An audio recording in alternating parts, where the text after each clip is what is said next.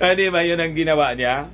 Kaya sabi ni Enrile po sa kanyang programa sa SMNI, dapat niya sana nag-observe ng protocol. Di ba? Ibig sabihin po, hindi dapat yun ginawa on his own. Dapat nagpaalaman lang. Hindi po nagpaalam.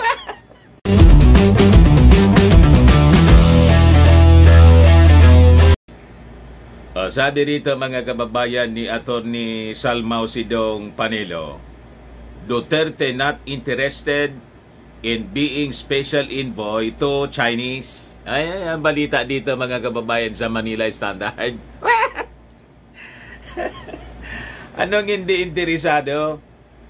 Baka ang hindi interesado, napag-alata na ninyo. Kaya kayo nagsasabi ng ganyan. Yung hindi interesado, yung ating Pangulong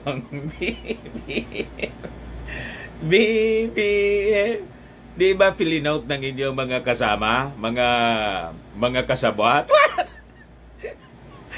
At gustong fill-in-out yung pangalan, gustong i-recommend mga kababayan si Mau Diggs na gawing special envoy daw sa China. Di ba? Ngayon, siguro, napag-alata ninyo na yung ating Pangulong Bongbong Marcos hindi interesado kasi imbes na bumuti yung sa sitwasyon sa West Philippine Sea, yung pagbisita ni Mau Diggs sa China, lalong nagpalala. Di ba? Binumba na tayo ng tubig, water cannon ng mga Chinese. Imbis makatulong mga kababayan. But before kong ibigay sa inyo yung kwento, click subscribe muna dito sa ating YouTube channel and hit the notification bell para lagi po kayong updated na mga makatotohanang mga balita at analysis. Malalalim mga kababayan and truthful. Wala pong tawag dito. Walang karga. Like and share na rin po ninyo ng ating video. At saka, wag na rin po ninyo mga kababayan na skip yung ating mga commercial ads para tuloy-tuloy ang pag-unlad ng bagong Pilipinas kahit binubuli tayo ng madalas mga kababayan ng China. So ano niya Mr. Maravillas yung basa mo dito sa statement ni Salmao Sidong?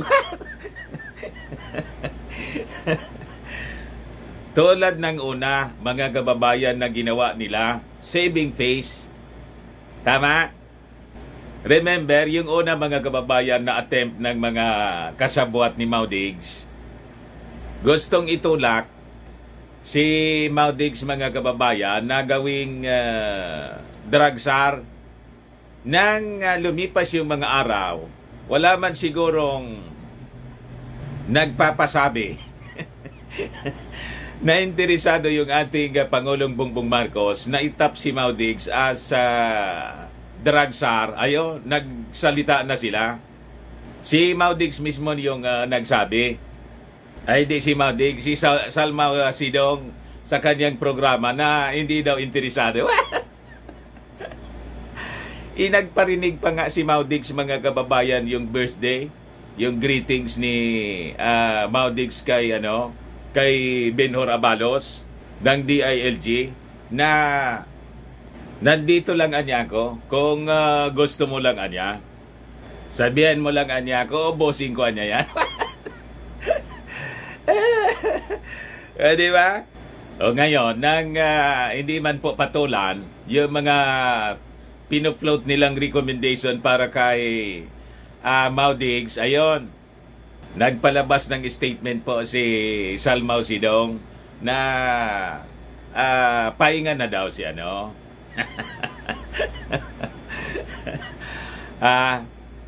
mas okay na magpahinga. Ngayon po, ito na naman tayo.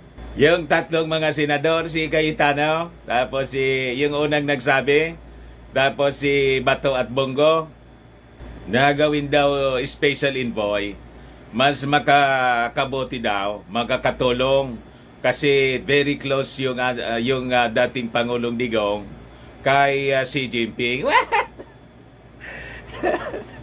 Lumipas yung mga araw, hindi man po pinapatulan ng ating administrasyon. Bakit naman gagawin yon ng ating Pangulo na yung foreign policy niya ay magkakontra?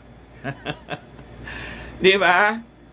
Masisira lang yung diskarte ng ating Pangulong Bongbong Marcos dito sa West Philippine Sea. Ito na ngayon yung sinasabi ni Panilo. Former President Rodrigo Duterte is not interested now to serve as special envoy to China. His former spokesman Salvador Panilo said on Wednesday. Anong hindi interesado na wala nga siyang appointment galing sa ating Pangulong Bongbong Marcos as a special envoy? Ang ginawa niya, in-appoint niya yung sarili niya. Hindi ba yun ang ginawa niya? Kaya sabi ni Enrile po sa kanyang programa sa SMNI, dapat niya sana nag-observe ng protocol. Di ba? Ibig sabihin po, hindi dapat yun ginawa on his own. Dapat nagpaalaman lang. Hindi po nagpaalam. So, ang ibig sabihin nun, in-appoint ni Digong yung kanyang sarili na maging special envoy. Mga kababayan sa China, pumunta ng mag-isa po. Ay, mag-isa. May kasama pala, si Mijaldea. At malamang may iba pang kasama. Kaya lang di kasama doon sa picture. Huwag kami Panelo. Saving face lang yung ginagawa ninyo kasi hindi man po pinapatulan ng ating Pangulong Bongbong Marcos yung mga diskarte ninyo. Noon pang eleksyon, ganun yung ginagawa ninyo. Diskarte kayo ng diskarte. Hindi umobra yung mga diskarte ninyo sa ating Pangulong Bongbong Marcos. Di ba? So, sabi rito, while no formal offer has been made by the Marcos administration, at least 3 senators have expressed their support for the possibility of designating Duterte as a special envoy to China. Sila man lang po yung interesado. Kasi nga po, mga katropa, di ba? Gustong-gusto ninyo na yung dating Pangulo makisawsaw dito. Hindi man po pwede kasi magkaiba sila ng polisiya. Si Mao Diggs, dikit sa China, yung ating Pangulong Bongbong Marcos, dahil sa ginagawa ng mga Chinese sa atin, dumikit sa Amerika. Di ba? So sabi rito, first of all, there's no need for that. He is a former president, sabi ni Salmao Sidong Panilo. Salmao Sidong talaga, Mr. Maravillas. Salmao Sidong. Hindi lang spokesman ng dating Pangulo. Pati yung narrative ng China, yun ang pinupos nila. Mamaya, basahin ko sa inyo kung bakit nasabi natin yan. Kung ano yung narrative ng China, yun ang tinutulak ng ng mga taong ito. O ito po. He is a former president now. He is enjoying his retirement. Let us leave him alone, sabi po ni Panelo. Kung totoo yan ang sinasabi niya, sinasabi po ninyo tungkol kay Mao Diggs, bakit nangingialam pa siya rito? Isa na yung focus niya, total retirement sa politika. Hindi na siya nangingialam dito at nakikipag-usap pa sa kung sino-sino, lalo na yung leader ng China. Hayaan na niya na dumiskarte kung talagang totoo yung sinasabi po ninyo, yung ating Pangulong Bongbong Marcos, kasi siya na yung chief architect ng foreign policy, nakikisawsaw pa kayo. Walang maniwala sa inyo mga statement. Baliktad ang mga sinasabi ninyo sa mga ginagawa ninyo. Gusto na pala magpahinga, mag-enjoy ng retirement. Sige, pagpakialam niya rito.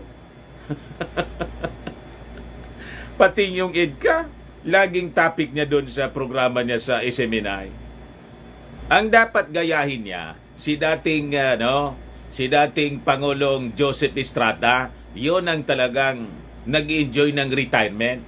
Tapos pag in-invite siya sa SONA, pumupunta siya bilang former president. So pinapakita niya yung support sa present leadership. Yun ang dapat ginagawa ng mga dating leader. Kasi tapos na yung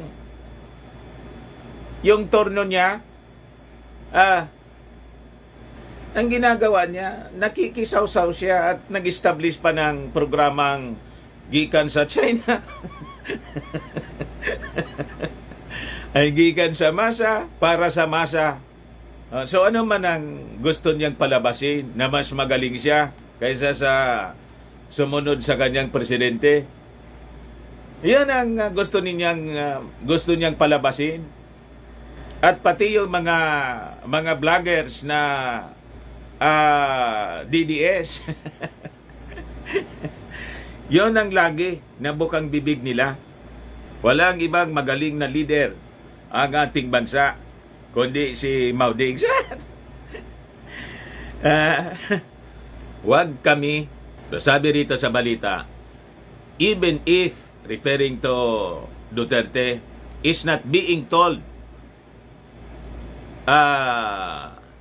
to do so, he is doing his part, anya.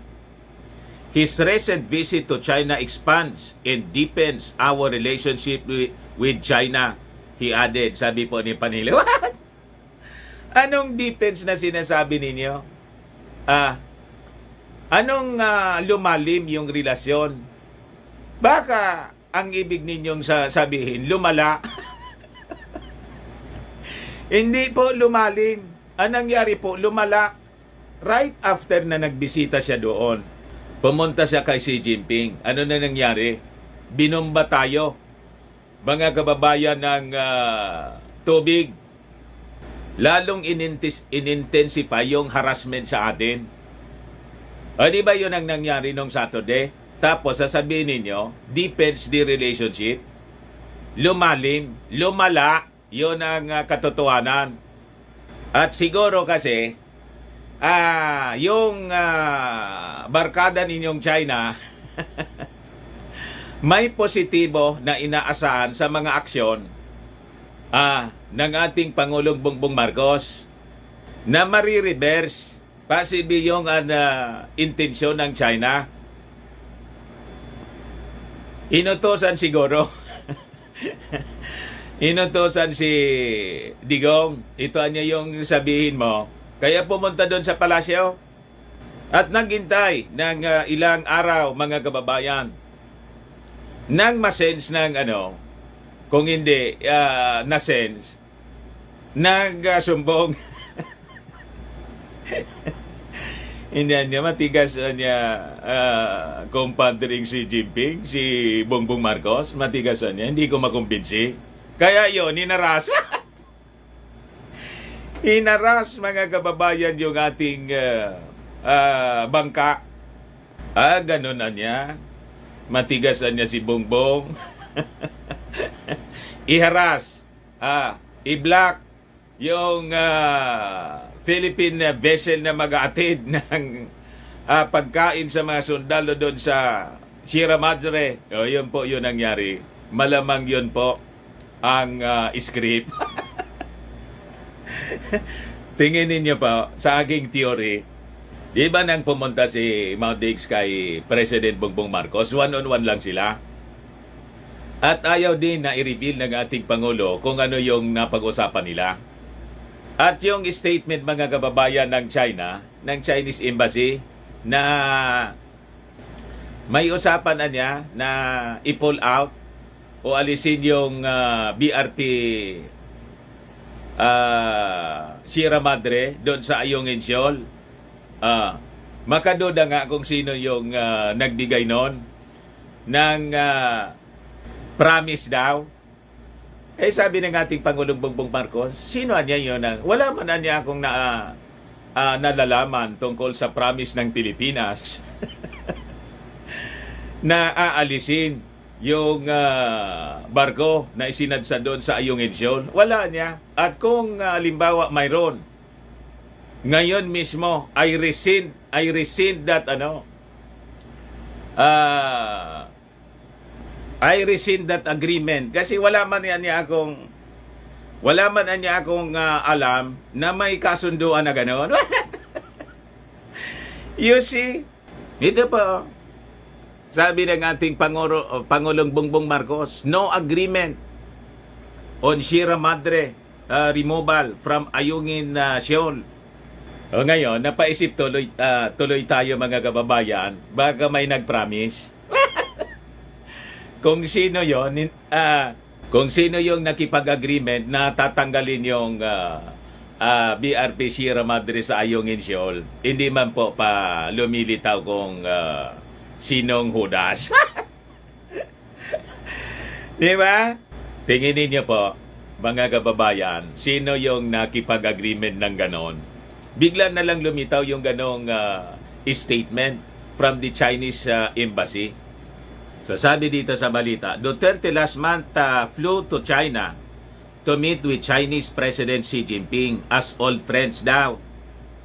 Xi asked Duterte to continue promoting friendly cooperation between the two countries.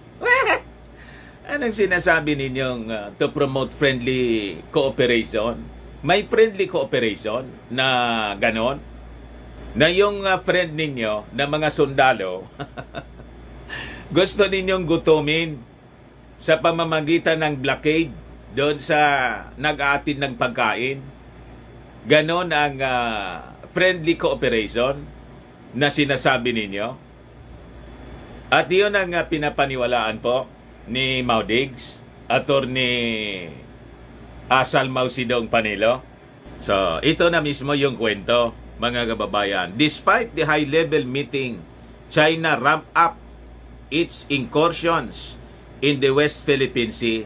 You see, Chinese vessels used water cannons and dangerous maneuvers against Philippine vessels on a resupply mission near Ayungin Shoal. So, ito ay ebidensya na yung sinasabi ninyong promoting friendly relation ay hindi man po totoo. Ang totoo niyan, inaaway ninyo kami, abang kami po hindi man nakikipag-away sa inyo. Kami rito, ina-assert lang namin yung aming rights sa aming territory, our sovereign rights. Ganon lang. At wala kaming intensyon na makipagbakbakan sa inyo. Ang mission lang ng Philippine Coast Guard, pakainin yung mga sundalo. Bigyan ng supply ng pagkain para hindi sila magutom pala sa pagbabantay sa aming territory. Tama? Ito na yung sabi ni Panelo pa. Panelo suggested a new track in handling the West Philippine Sea issue daw, as he questioned a Senate resolution that suggests, among others, raising China's illegal acts before the UN General Assembly. Wala pong ganon ganong posisyon yung ating Pangulong Bongbong Marcos. Pero inahayaan lang niya yung Senado kasi independent separate body po sila sa executive. In fact, sinupalpal nga, mga estupidoan niya, sabi ni Enrile. Mga actions, mga kababayan, na ginagawa ng Senado. Sinupalpal nga po ni Enrile, yung Chief Legal Counsel po, Presidential Chief Legal Counsel ng ating Pangulo. So sabi ni Panelo, he said, friendly cooperation can instead be done, anya, such as joint Coast Guard patrols. Kita ninyo? Lumilinaw na po yung proposal ng Chinese government kung sino yung nagbigay ng ideya. Ano niya yan, Mr. Maravillas, na proposal? Yung gustong makipagbalikatan din. Yung China po, gusto ding makipagbalikatan, kopyahin, mga kababayan, yung ginagawa ng Amerika with us. Yung Amerika po, may mutual defense treaty sa atin. Yung China, wala man po. Pagkatapos, sasabihin ni Panelo na mag-join patrol. Kaya tuloy, mga kababayan, parang tama yung duda natin na I think you are working with itong tropang ito, mga kababayan, nagtatrabaho na yata, hindi na dito sa atin, kundi sa China na yata sila naka-empleyo po. What? Spokesman na mga kababayan yata ang mga taong ito ng Chinese government. Kung ano yung narrative, kung ano yung tinutulak ng China, yun din ang tinutulak nila dito. Such as joint Coast Guard patrols, joint fishery efforts, and even joint development of the disputed territory. So, ang gusto ninyong mangyari, dito mismo sa territory natin, establish territory and decided case na ng UNCLOS na talagang teritoryo natin. Gusto pa ninyong makipag-sosyo. Hayaan natin na yung China makipag-sosyo pa dito sa atin. Kinontrol na nga nila yung mismong vast territory sa South China Sea. Yung mga disputed islands, kinontrol na nila yung iba. At yung mga lupa, galing pa sa ating mga kabundukan, ginawa nilang military base. Pagkatapos ito, na Ayungin Shoal, na napakalapit sa atin within our EEZ, gusto pa ninyong makipagsosyo pa sa atin, yung mga Chinese. Papayag tayo sa ganyan, mga kababayan na gustong mangyari ni Attorney Salmao Sidong Panelo. Ito yung kung ano yung pinupost ng China, yun din ang sinasabi, mga kababayan, ng mga taong ito. So, kino-confirm lang ninyo po ang aming mga pagdududa. What? Diba? Pag ganyan, talagang hindi na kayo makakaulit. Babantayan kayo ng ating mga mamamayang Filipino. Di na kayo makakaulit. Sa bagay, hindi mananalo si Sal Panelo. Lalong hindi siya mananalo. Pati si Atty. Harimao. Meanwhile, sabi rito, National Security Council spokesperson Jonathan Malaya said, the exchange program that sends military officers to study in China will be discussed in a meeting of the National Task Force on the West Philippine Sea. The position of the Senate on this is that it would be better if we stop sending them to China as a result of the incident in Ayungin Shoal, sabi po ni Malaya. But for our part in the NSC, perhaps we will have a meeting on this. The NTF WPS, which is headed by Secretary Eduardo Anyo, sabi po niya. So tama po yon. Kaya lang, I think ang kailangan po, para maidagdag lang natin, kailangan siguro po Yusek Malaya, i-determine po ninyo siguro pa rin kung sino yung pasimuno nito. Sino yung nagsimula? Sino yung author ng pagpapadala ng mga cadets natin, pati mga officials ng Armed Forces and PNP? Pinapadala natin para i-brainwash sa Beijing Military Academy para matumbok natin, makilala natin kung sino ang Judas. Di ba? Sabi nga natin, mga kababayan, kailangan siguro talaga yung thorough investigation. at pag-aralan kung pwedeng kasuhan po ng treason. Tama po? Kasi pinapahamak nila yung ating bansa. Napakadelikado po nitong desisyon na ginawa. Kung sino man yon na pasimuno nitong pagpadala ng mga kadete, sabi nga po ni Tolentino, ni Senator Tolentino, so mangyari yan, may mga general tayo rito na doktrinado ng China. O, di ba? Para niya, Mr. Maravillas, alam mo na kung sino ang pasimuno. Hayaan natin sila na sila yung magpangalan. Imbestigahan po ninyo. Kasi kahit na doon sa Senate investigation, parang hindi po naiisip na itanong. Hindi man po tinatanong nila Jingo Estrada, yung chairman ng committee, ni Tolentino mismo, sa ni Tulfo, hindi man tinatanong sino yung pasimuno niyan. Wala eh. Parang alam na nila, kaya hindi na nila tinatanong.